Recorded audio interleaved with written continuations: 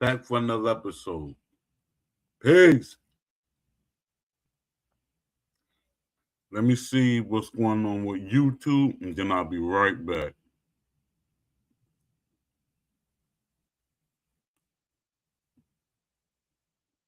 I know y'all be like, where are you going? We still see you on the. I go into another tab on the YouTube side. So,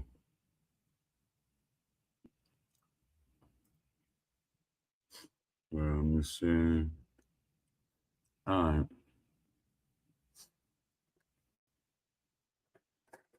I made the topics for the day. I made them while I was out. While I was out and about, I made the topics for the day. It's some topics that I talked about before, but it was brought up again in the Discord, so I want to talk about it some more. So I want to talk about it some more.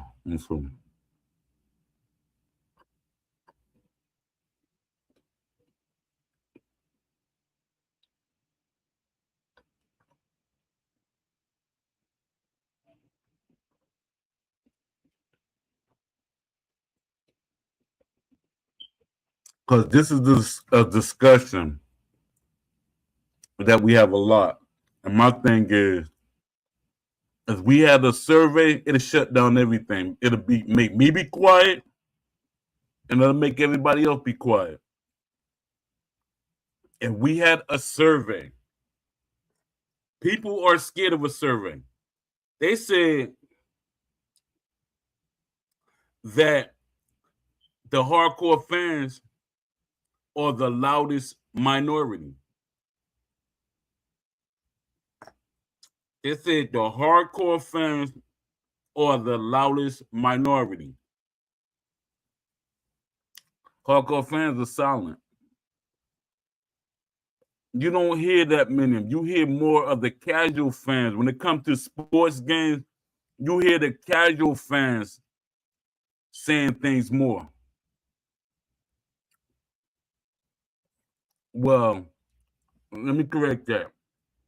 You hear the casual saying that in the boxing forums, in the basketball, baseball, and all that. The hardcore fans are in them forums. They protecting their sport, but you got these so-called hardcore fans and casual fans that keep trying to change things to fit their narrative. They keep trying to change things to meet their narrative. You're like, Poe, man, you just leave it alone, let it go. No, that's your error. That's your error, not my error.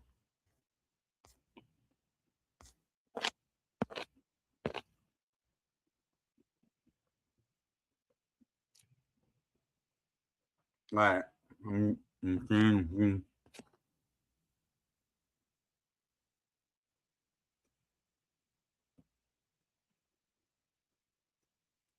All right. This is talking about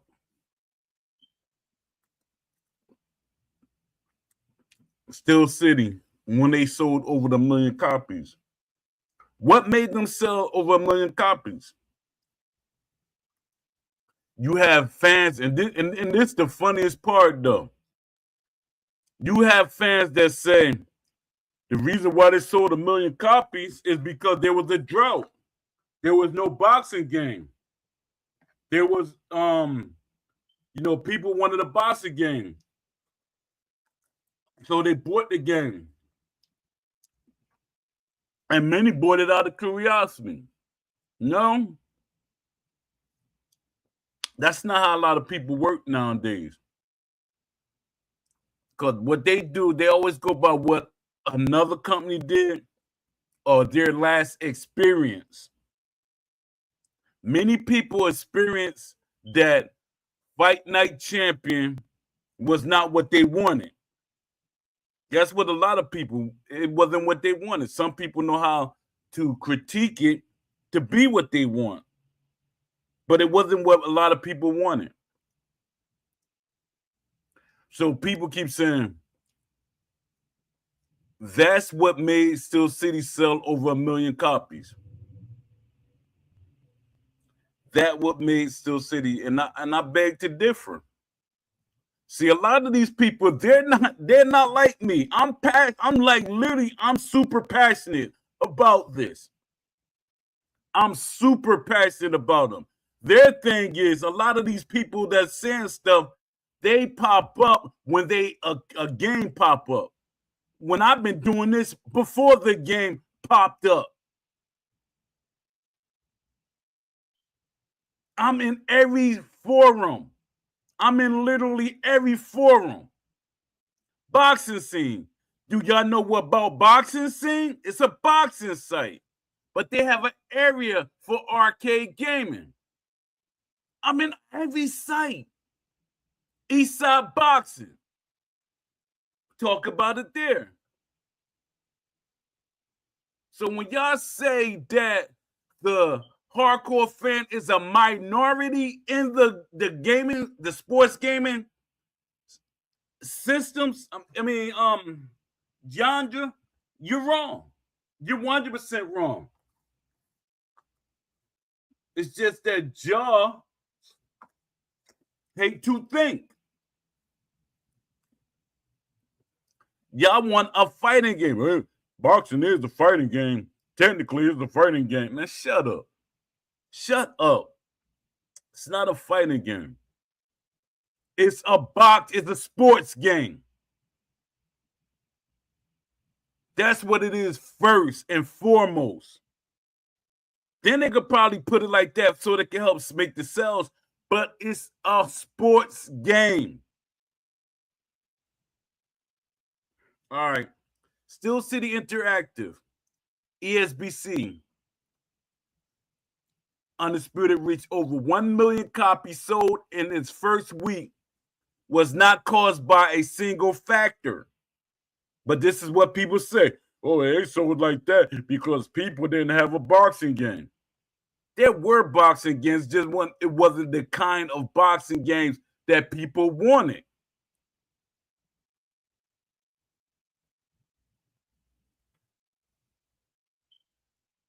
Steel City Interactive, ESBC Undisputed reached over 1 million copies sold in its first week, was not caused by a single factor. It was the result of several forces converging at the same time. Two explanations often debated by fans: boxing game scarcity and viral marketing, such as the million-view YouTube reveal. Both played roles. And my thing is, I accept that one. I accept that more than saying it didn't play a role and people buying the game. That's false.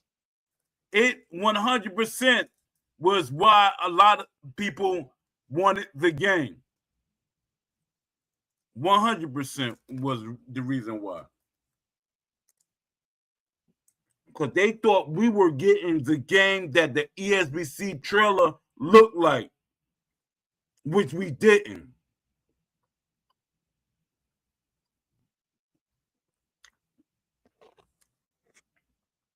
One, a 10-year plus drought of a 10-year plus drought of major boxing games.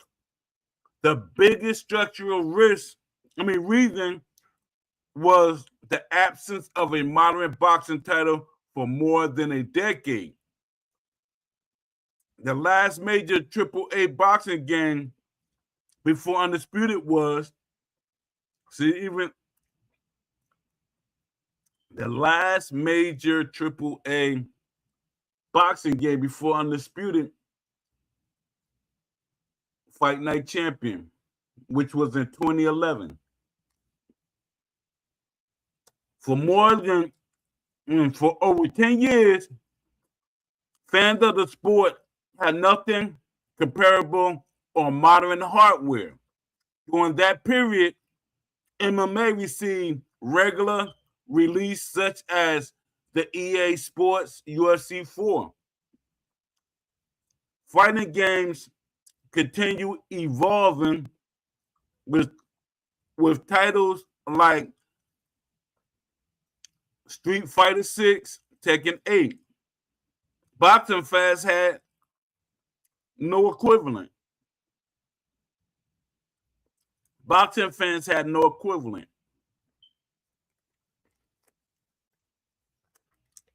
When a new boxing title finally appeared, a large portion of the community was ready to buy almost immediately, simply because the genre has been dominant. And here's the thing. And people don't know, they don't understand the hustle. Excuse me.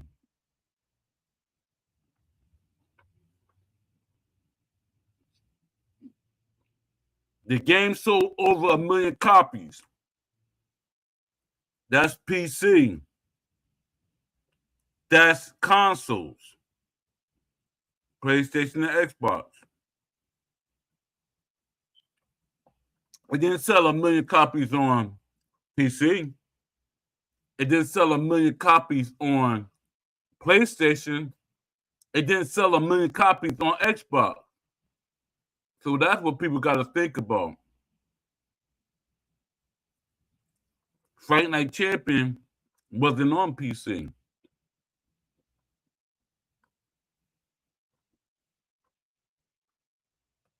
Just think about that. All right. This created what economists call pent-up demand. When a new title finally appeared, a large portion of the community was ready to buy almost immediately, simply because the genre has been dormant. This is why many observers describe the launch as a starved market effect. The ESBC reveal video going viral. The original reveal trailer for ESBC, the early name of Undisputed, reached over 1 million views quickly, which dramatically expanded awareness. That trailer succeeded because it showed things fans had not seen in a decade. Real licensed boxers, modern graphics, footwork and movement systems, broadcast style presentation, promises of realism. Promises of realism, not hybrid, not arcade. For many fans, that video acts as proof that a real boxing game was finally coming. However, viral videos rarely sell games alone. They work when the audience already want the product, which was the case here. Let me see what y'all saying in the chat. Let me see if anybody coming here. Nobody. Oh, I'm precise. Salute, I'm precisely. Appreciate you. The influencer. Give me a second. You gotta give me something to snack on because I didn't eat. I didn't eat today.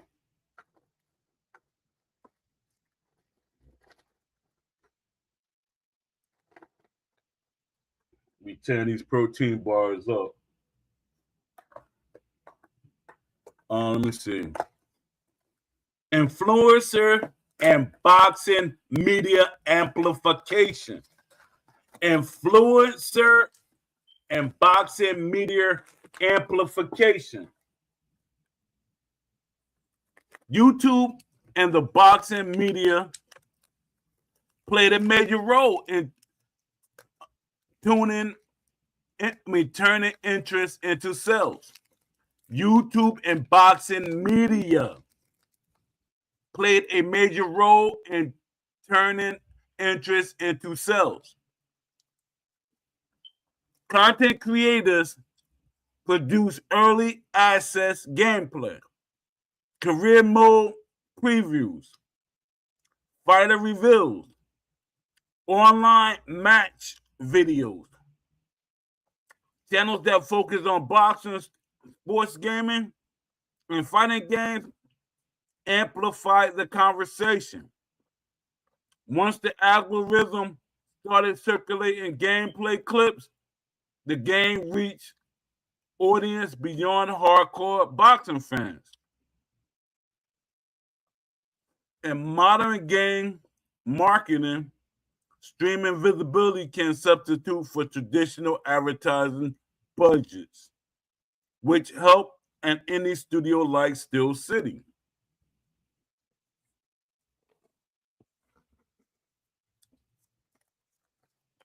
Real fighter licensing. This does, to me, real fighting licenses don't really mean anything. A good boxing game sells. I'm pretty sure if somebody made a great boxing game without real boxers, it would sell more than Steel City. 100% guaranteed. Another factor that drove early purchase was the large roster of licensed boxers. Names associated with the game included Tyson Fury, Canelo Alvarez, Terrence Crawford, Orlando Usyk. For boxing fans, licensed boxers provide legitimacy. A roster of recognizable champions signals that the game is attempting to represent the real sport. But the thing is, the boxers don't represent themselves.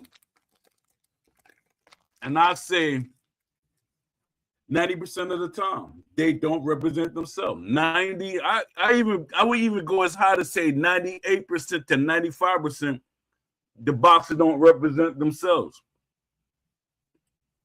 And I know y'all saying, Poe, you're nitpicking. Yep, 1%. 100%. I'm the equivalent of the people at 2K that nitpick Jordan movement, Steph Curry movement, Shaquille O'Neal movement. That's what I am. I'm the equivalent of that. That shows how much a lot of y'all be saying y'all hardcore fans, y'all not. Y'all really not.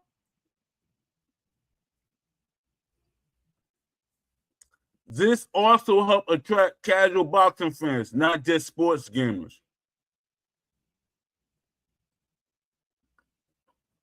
And this is what I tell everybody, and that concept is the stupidest thing in the world.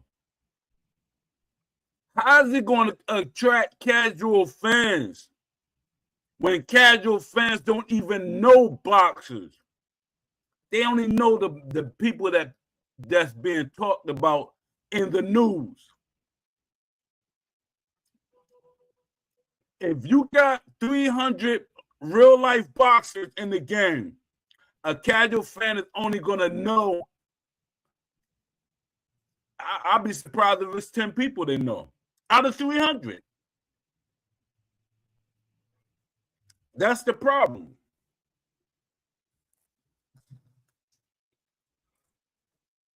It's not, people keep saying, well, casual fans, they want real boxers. They want their favorite boxer. Who's their favorite boxer?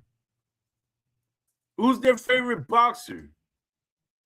Y'all keep saying casual fans, casual fans, casual fans. Put out the survey. Hey, I'm begging for a survey. Prove me wrong. Prove me wrong. And to me, it makes sense, business sense, to put out a third-party survey. Make me be quiet. Make a lot of people in the community be quiet. Some people will settle for the game, whoever comes on top. Whoever comes out on top. All right.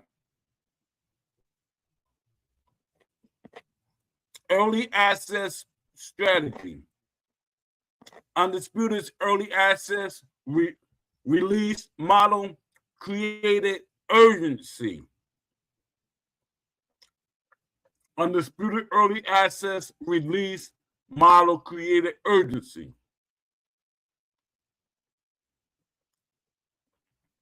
They needed money at that time too. That's why they put the game up. I think that was before they got the investors. Or they were looking to pay to let the investors see that they could make some money. So they put it out real fast. Early access launches often generate a strong first week because fans want to be early adopters. Streamers want to cover the game immediately. Communities want to test multiplayers at launch. This mode can produce large front-loaded sell spikes. Community hype built over several years. Community hype built over several years. The project was announced as ESBC, Esports Boxing Club. The long development timeline unintentionally created years of community buildup. By the time the game released, fans had watched multiple dev updates. Boxer announcements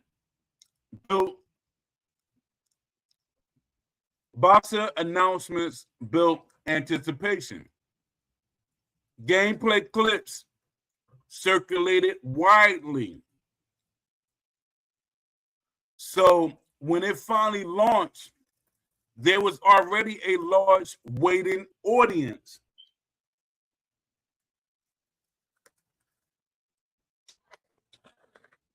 The spiritual successor to Fight Night. Literally. Just not complete. Many players view Undisputed as the closest thing to a successor to Fight Night. Even though it was made by a new studio, the marketing positioned it as the modern continuation of realistic boxing simulation. Let me put this out there clear and factual.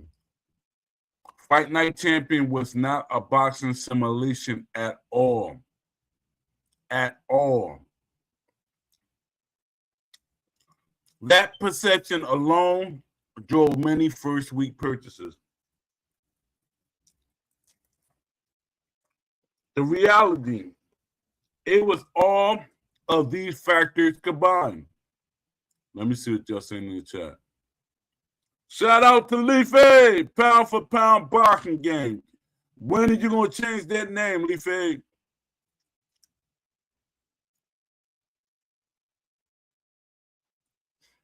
Let me see. All right.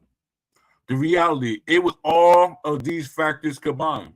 The million copy week likely came from 5 overlapping drivers, a decade-long absence of boxing games, viral reveal trailers and online buzz, influencer coverage and YouTube exposure, licensed real-world boxers, early access launch momentum. So the debate between star fans versus the viral YouTube video is somewhat misleading. Both are true. but the deeper explanation is market timing.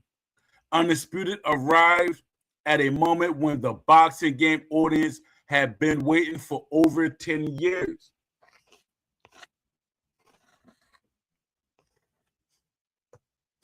Let me see.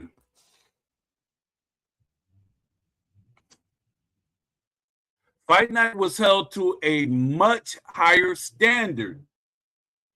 The Fight Night series was produced by a major AAA publisher, Electronic Arts.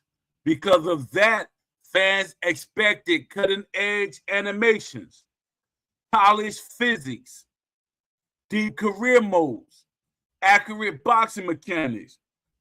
When games like Fight Night Champion released, the expectations were extremely high. Some fans criticized aspects such as stamina balance, punch spam, and online play, unrealistic combinations, arcade leaning mechanics. AAA studios are usually judged much more harshly because people assume they have the resources to get everything right. ESBC, early marketing promise, true simulation. They did say this. Ash said it numerous times. When Steel City Interactive first released the game as Esports Boxing Club, the marketing message was very different from past boxing titles. They emphasized footwork systems, punch physics, real boxing traits, realistic movement, simulation-focused gameplay. To fans who have been asking for realism for years, this messaging signal that someone was finally building the sport from the ground up. So many fans became optimistic that the new studio might deliver something that larger companies had not attempted. Visual presentation created strong first impressions. The early SBC gameplay footage looked convincing to a lot of viewers. The trailer showed believable boxing stances, ring movement that resembled real boxing, real boxer scans, broadcast style camera work. Even if the mechanics were still early in development, the visual language looked authentic. That can heavily influence perception. When people see something that looks like boxing, they often assume the underlying systems will be realistic as well. Let me see y'all saying in the chat. Nothing. All right. Scarcity lowered skepticism because there had been no major boxing games since 2011. The community was extremely eager for anything that resembled a modern boxing simulation. When a market is empty for a long time, fans often become more forgiving during early stages. The mindset becomes someone is finally making a boxing game again. That enthusiasm can sometimes override the normal skepticism fans might apply to a new title or project. The underdog effect. Steel City was a new studio, and many fans wanted them to succeed 100%. People often rally around smaller teams because they represent passion projects, community-driven development, alternatives to large publishers. This creates an underdog narrative, which can lead to a stronger early sport than a big company would receive under the same circumstances. Let me see. I don't know, man. I don't know. Hope for a Fight Night successor. Many players saw ESBC as a spiritual continuation of Fight Night rather than a completely. Give me a second, y'all.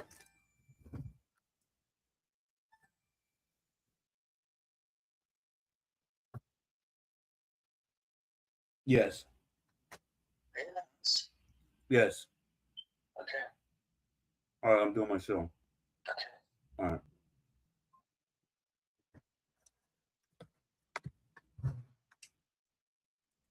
That was my wife. And not that fake wife. We got married.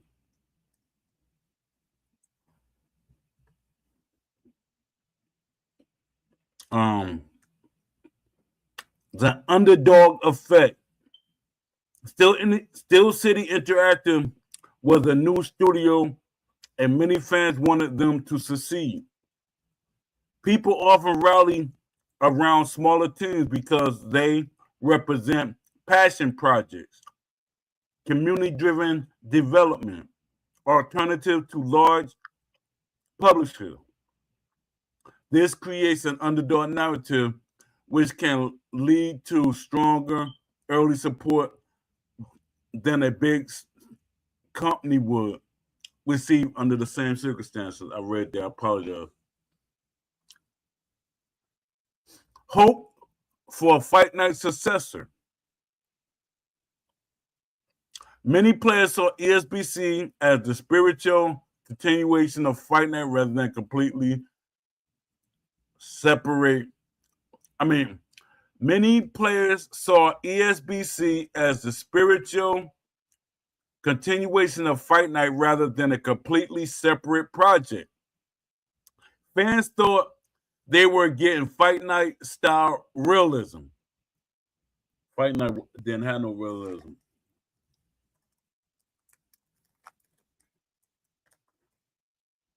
Fans thought they was getting Fight Night presentation, modern graphics, deeper mechanics. We thought we was getting everything Fight Night wasn't, and deeper. So the community essentially invested in hopes. So the community essentially invested its hopes in the project. The key point. Yes, it can appear contradictory. Fans criticize Fight Night for not being realistic enough. Yet, many initially supported ESBC very enthusiastically. But the difference was perception. And Fight Night Champion was almost a finished game. From what I know. Story mode was finished, yeah. But the core game, it wasn't finished. This I can tell y'all, because a lot of people love to try to prove me wrong. A lot of people love for me, hey, he a liar, he don't know what he's talking about. Do it, whatever you feel like.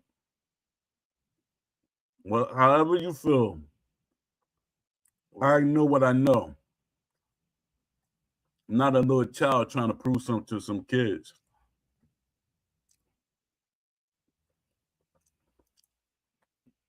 Fight Night was judged as a finished AAA product. ESBC was used as a promise of the boxing simulation fans have been waiting for. Hope often changes how people evaluate a game.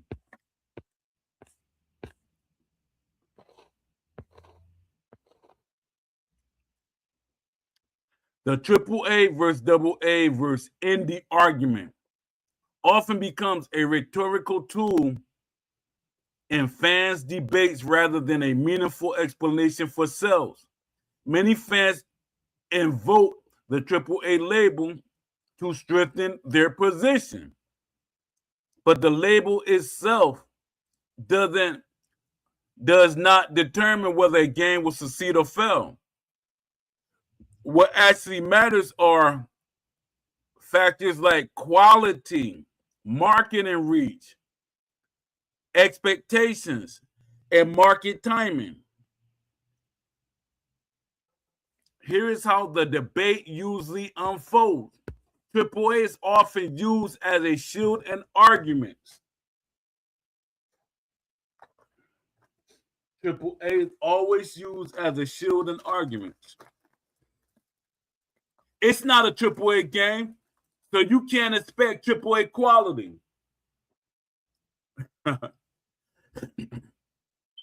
This argument attempts to lower the expectation placed on a game. However, critics respond by pointing out that consumers still pay full price. Consumers still pay full price. A lot of y'all, and y'all defend y'all paying full price for a half game, a broken game, an incomplete game. Y'all paid full price plus DLC, and y'all not saying anything. The marketing promises a realistic boxes. Excuse me. However, critics respond by pointing out that the marketing promised a realistic boxing simulation. The game was positioned as the modern successor to boxing titles like Fight Night Champion. Once expectations are set high, the AAA label becomes irrelevant to many players. Players judge the experience itself. Players judge the experience itself. The label does not guarantee sales. The label does not guarantee sales.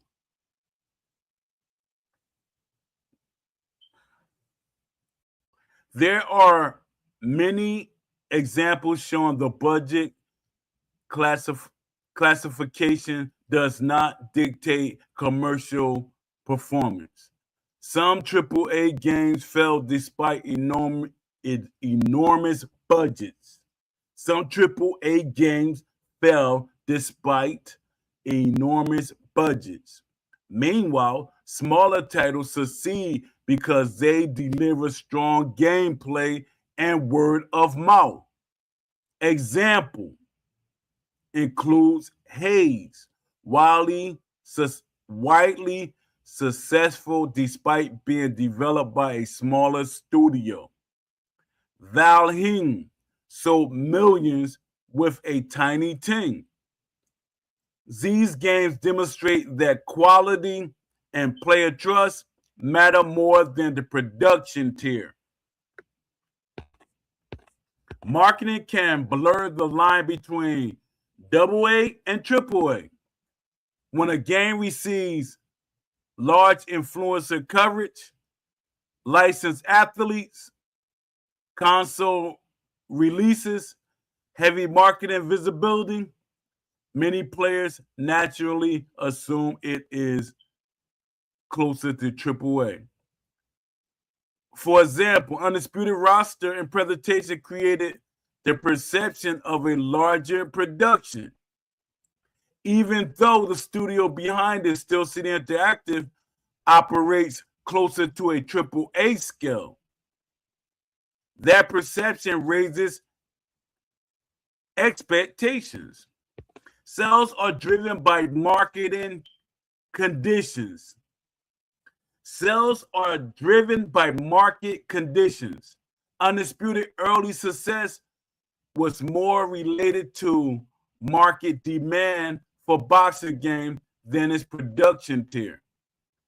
After a decade without a major boxing title following Fight Night Champion, any credible modern game was likely to generate strong initial sales. The demand existed regardless of whether the game was AAA or AA. Why AAA argument appears so often? Fans tend to use AAA label because it helps frame the discussion in a way that supports their viewpoint. People defending the game might say, it's not AAA, so be patient. People criticizing might say, it was marketed like AAA, so expectations are justified. Both sides are using the label to strengthen their narrative, not necessarily to analyze the real factors behind sales or reception. The reality, the AAA versus AA debate rarely explains sales performance. A game sells well when it delivers three things: strong demand in the market, clear market visibility, a product that convinces players it represents the sport or genre well. Undisputed benefit heavily from the first two. Undisputed benefited heavily from the first two. Whether it ultimately satisfied players long term is a separate discussion from the production label. I'm gonna do some Q&A, then I'm gonna kill it after that. Do some Q&A. All right. Why did Undisputed sell over 1 million copies in the first week? First question. Why did Undisputed sell over 1 million copies in the first week? Several factors converge at the same time. First, the boxing video game market had been empty for more than a decade since the release of Fight Night Champion. That created pent-up demand among boxing fans. Second, the early reveal of Esports Boxing Club generated major online attention. The reveal trailer quickly gained over 1 million views and spread across boxing and gaming communities. Third, the game featured real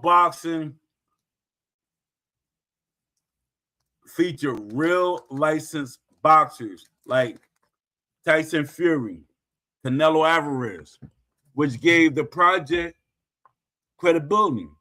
Finally, influencers and boxing content creators amplify the hype through gameplay videos and coverage. All of these forces combine to produce a strong launch week. Now, this is what I keep telling y'all. The content creators hold more power than they give themselves credit for. That's why I keep pushing for this survey that y'all can help me push. A survey would let the company know what we want. No, we can't guess and say, well, they know what we want. Nah, man. Nah. Data. I don't want them picking and choosing what they want to add in the game and stuff like that. Data. A survey will prioritize what fans want. A survey will prioritize what fans really want.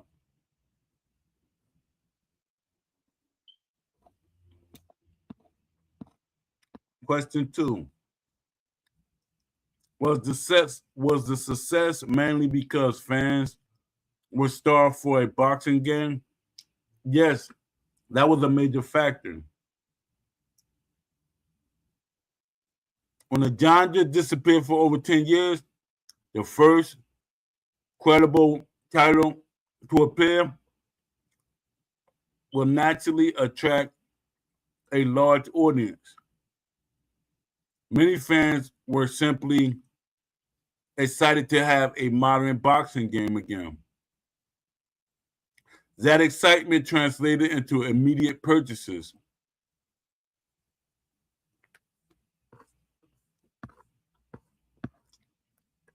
Did the viral YouTube trailer play a big role? Yes, but it worked because the audience already wanted the product. The reveal trailer helped communication that a modern simulation might finally exist again. Once the video started circulating, it reached both hardcore fans and general sports gamers. But the trailer alone would not have produced those sales if the market demand had already been there.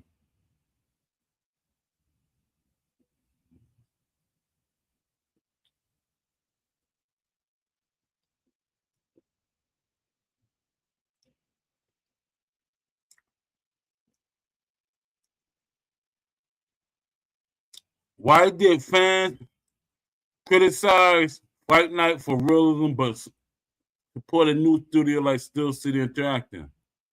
The difference was perception and hope. Fight Night series was developed by a large publisher. Yeah, because of that, fans expected near perfect execution.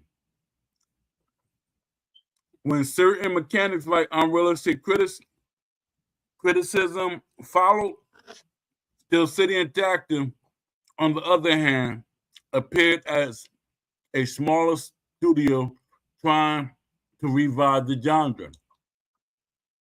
Fans believed the new team might finally build the simulation experience they have been asking for. That optimism led many players to support the project early. Let me see what y'all saying in the chat.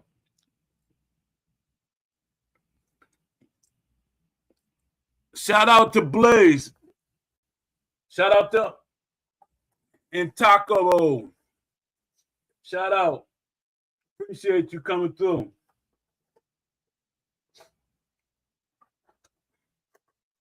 I was talking to somebody about you earlier. They're talking about I'm cold blooded. I said, yeah, y'all call him I'm cold blooded. I remember him as Intockable. Intockable. Let me see. Why do people keep this? This is another question. Why do people keep bringing up the AAA versus AA debate? The AAA label is often used as a way to frame arguments. Supporters may say the game should not be judged by AAA standards because the studio is smaller.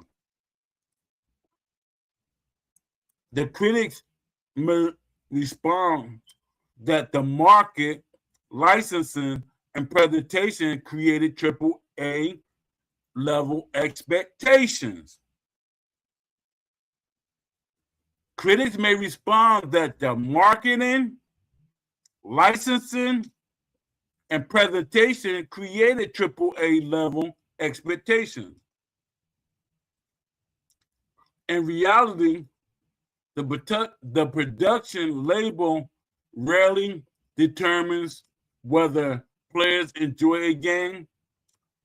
Consumers judge the final product, not the development tier. Another question. If the game sold so well at launch, does that mean it was successful? Strong first week sales show that demand for boxing games still exists.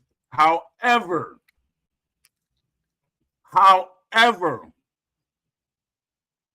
long-term success depends on factors such as gameplay quality, continued updates, player trust, community support. Launch numbers alone cannot determine whether a game will maintain its audience over time.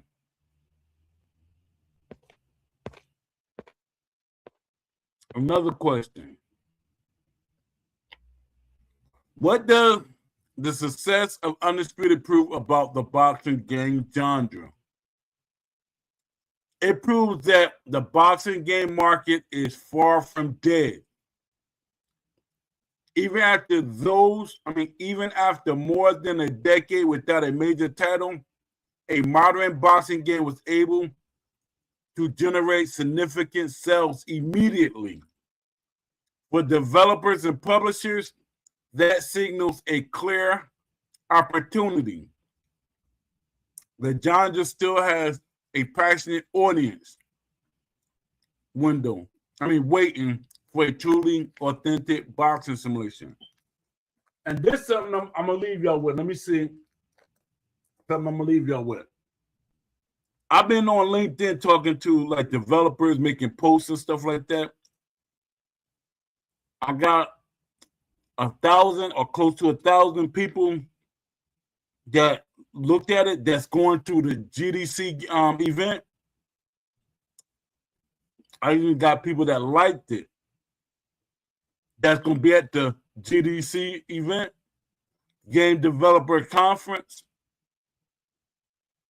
That's where people get investors, publishers, and the whole industry talk amongst each other. And my thing is, my post has got a lot of views from game developers. I got likes from game developers. If y'all don't believe me, tomorrow I'll post it. I'll let y'all see how they liked my post. Because a lot of y'all think I just be doing stuff just to be doing it. Like, hey, I gotta be famous. Oh, I gotta be first. I don't care about that stuff. All I care is about getting a realistic boxing game. That's what I want. A deep, realistic boxing game. I don't care who like me, who hate me, or anything. As long as my son and my wife love me, I'm good. Or like me, I'm still good with that. But they love me.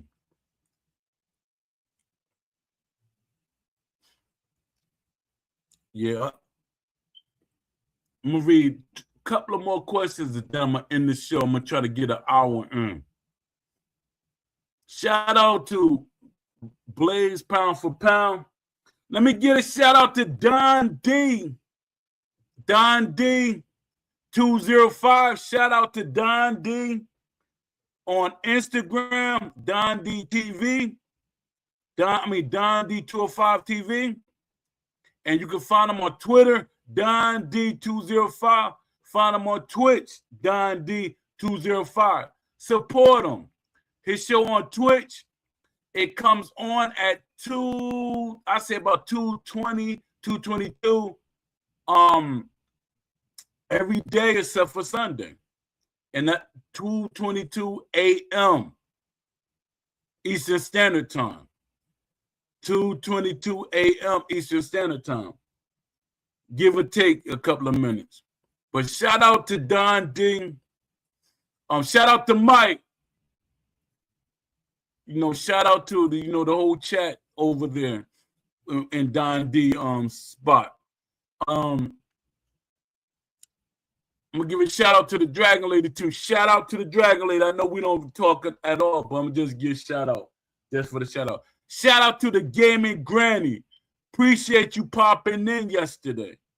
I appreciate you for all the support you give me. Shout out to Leafy. Shout out to AJ Pax. Shout out to I'm Precisely. You're here almost every day. And salute to you. Salute to Lamont Davis. He's usually here. But, he probably pop in later. Just hit the like button, and when you pop in later, Lamont Davis, Whoever listened to this, please, if you're rocking with me, please hit the like button and share it. I can only get better. I have to. I have to get better. My thing is, I'm not a talker, and I made myself a talker. I'm not a talker. It was hard for me to do this show. It was hard. Every day I come on here, it's hard for me, especially I'm trying to think of topics and stuff so I don't sound like I'm being repetitive. But it was hard for me. But I'm passionate, and I want a realistic boxing game. People can say, "Well, like in the Discord, people really want me to shut up, and that's shameful." And they keep saying, "Nobody want a realistic boxing game." So beg for the survey. Beg for the survey. Shut me up. Shut me up. I challenge anybody, especially you content creators. It's like y'all. It's like the content creators to me. You know, I know a lot of y'all gonna get mad. It's like y'all scared of a survey because y'all know that it's gonna do what I keep saying it's gonna do. It's gonna prove everybody wrong. It's gonna prove everybody wrong. But nobody want to serve. It's not gonna work. You never know. A third party survey from Steel City and let us see the results. It will work. And when they reveal the results, other companies can see what we want. So we knocked out more. We killed one bird. I mean, we killed many birds with one stone. Because if they put out the results, the other companies won't know what they got to work on. I know what I'll be talking about. Y'all be trying to act like I don't know what I'm talking about, and I'm just talking like I'm lonely and I need friends. Y'all weird. All right, let me read one more because that time tick-tocking slow. Get one more question. Probably three. I'll do three more. All right. Three more questions I'll do. Three more questions I will do. All right. Why did Undisputed sell over 1 million copies in its first week? The launch success came from several forces happening at the same time. First, the boxing video game market had been dormant. I'm not reading that again. Same question.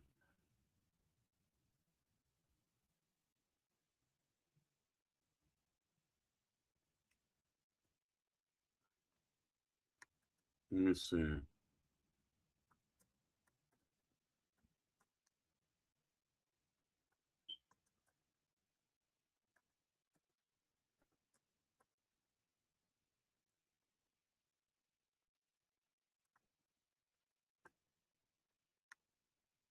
Give me a second.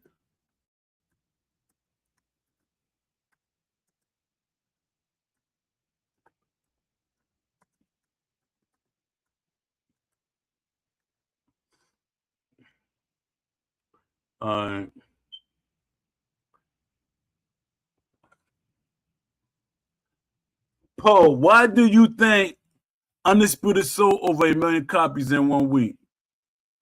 Still asking me the same thing.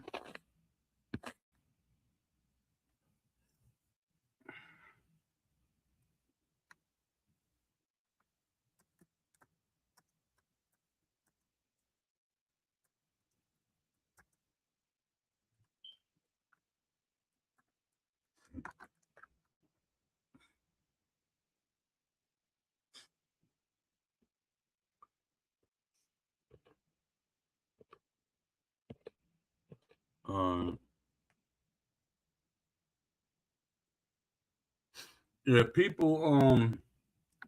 I think I'm gonna stop right here. I'm gonna end the show right here. Because some of these questions are weird. Let me see. Salute Blaze, pound for pound, appreciate you. Shout out to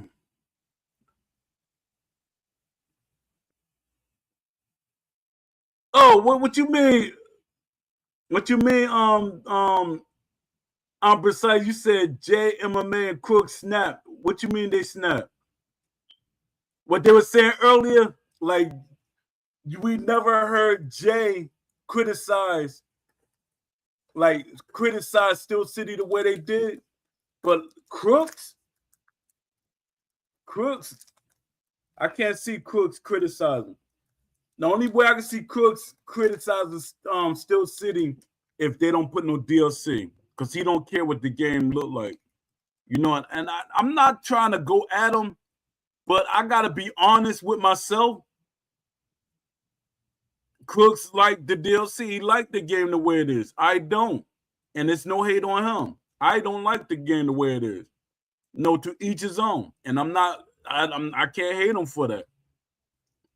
I don't hate him. I genuinely like his energy. I genuinely like his energy. Oh yeah. I tried my best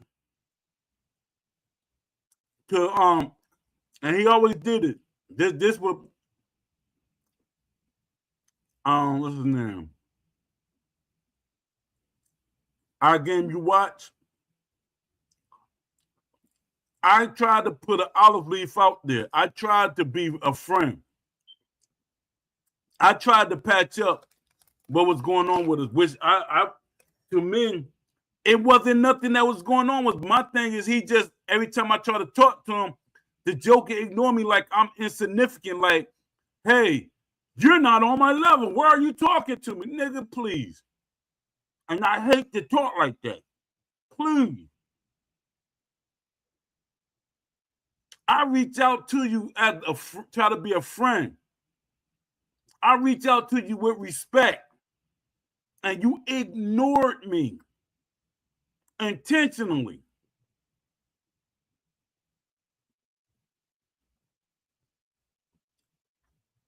But to each his own. I wish him nothing but success.